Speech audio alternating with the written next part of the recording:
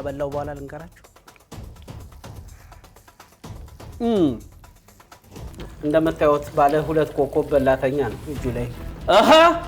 አጠቃላይ ላይ አይዞን ግፋ ዳቦም አለ እንጀራም አለ ቲማቲም አለ ሰላጣ አለ የሌለ ሙዝ አለ እየሄደ ነው ደቂቃ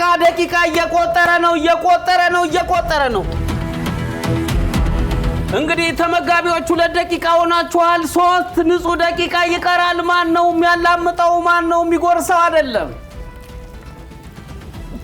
ቴክኒካሊ ሆነ በላተኛ ነው የሚያሸንፈው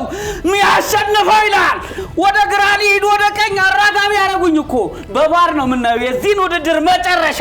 ማን ይሆን ባለድል